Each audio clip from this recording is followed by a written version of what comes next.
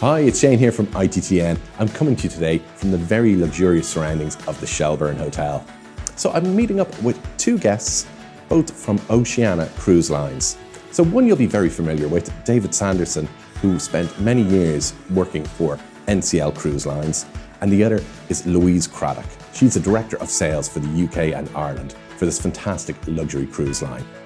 So we caught up with them today ahead of their dinner in the Shelburne Hotel to find out a little bit more about Oceania Cruise Lines and what they've got planned for 2022 and 2023.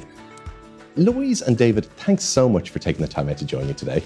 Thank you. It's so nice to be invited. Well, I suppose we're in the opulent surroundings of the Shelburne Hotel. It's quite apt for your luxury product. It really is. It's quite indicative of our brand, actually, because you've got the modern section downstairs, which is on par with Riviera, Marina and our new ship Vista. And then you've got the kind of country club ambience upstairs of our smaller ships.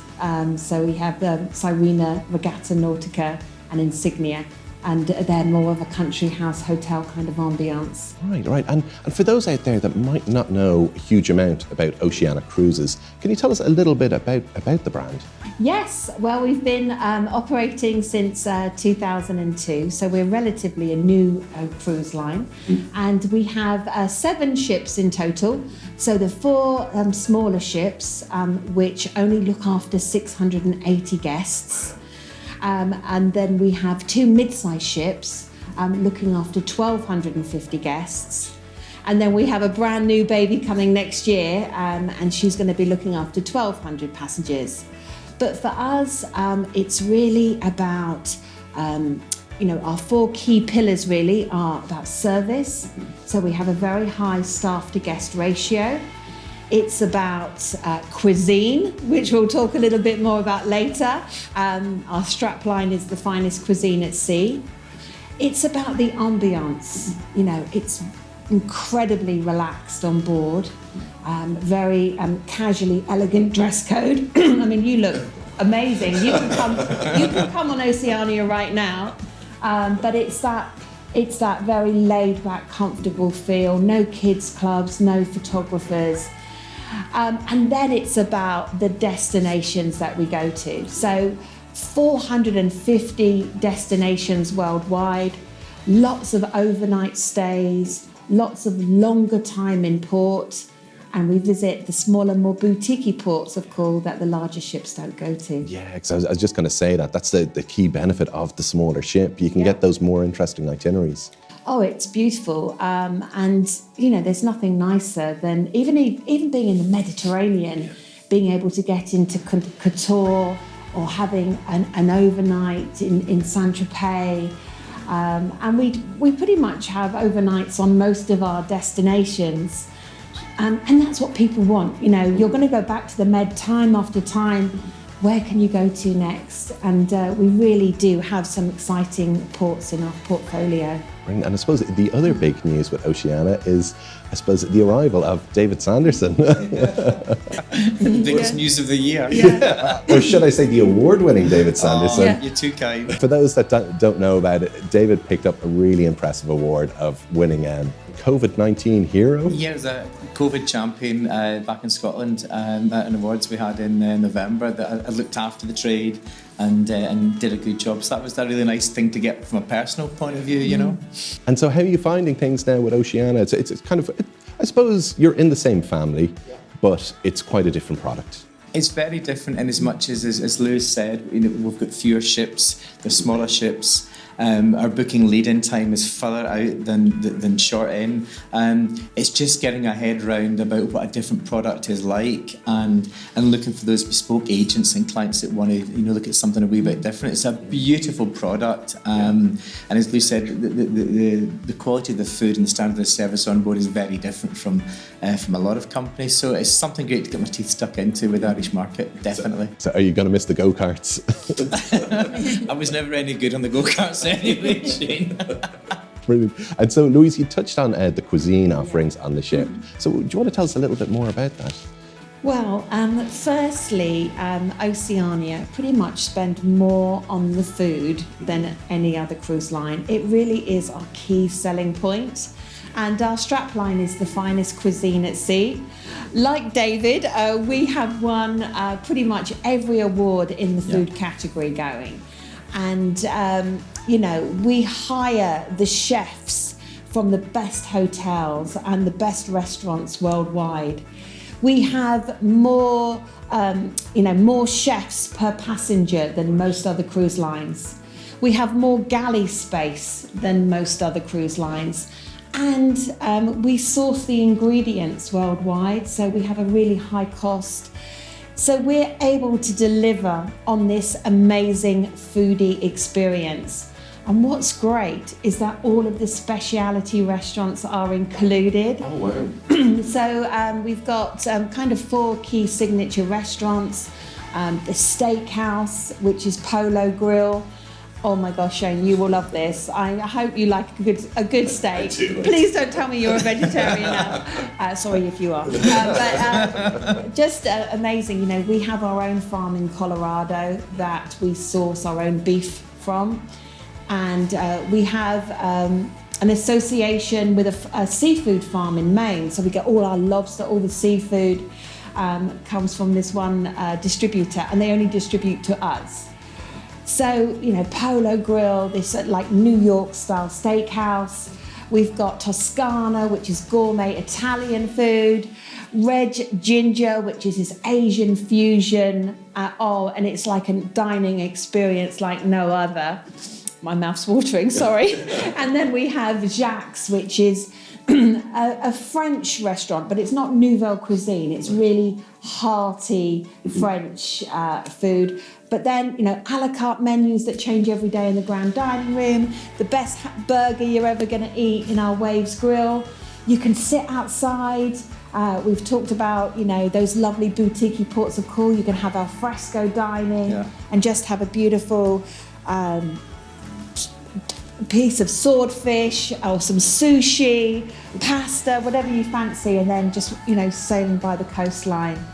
It is incredible. So I don't think I've ever heard a complaint ever about the food at Oceania Cruises. Because one thing that kind of took me quite off guard was the lead-in prices are actually very, very reasonable. It's really good value for money, and I think as Lou mentioned about the specialty dining being included, there's lots of things included in the price. So it's once you start to break it down, you think, okay, I've got specialty dining included, I've got my internet included, your laundry service, your room service. There's so many things that are included, and that's when you've got to look at what you're paying for and what you get in return.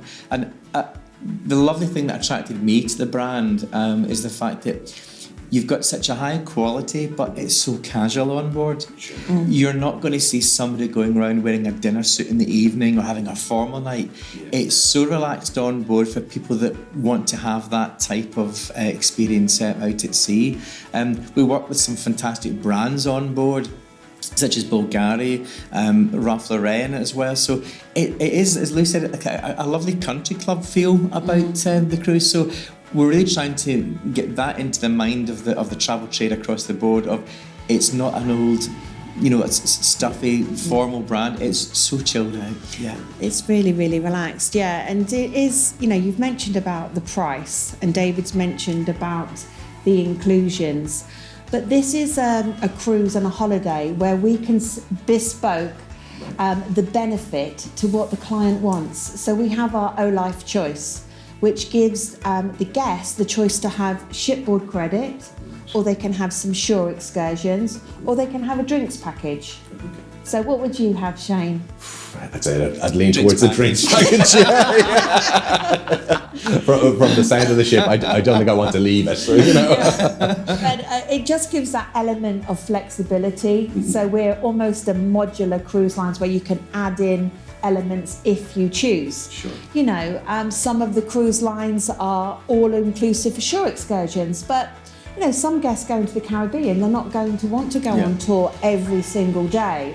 So we have that element where, as if you take our shore excursions, you'll get 3 per person for the week. And you think, okay, well, that's fine on that particular Caribbean cruise because I want to go to the beach or I just want to go shopping. So yeah, it's nice. And as David said, it is just very, very chilled.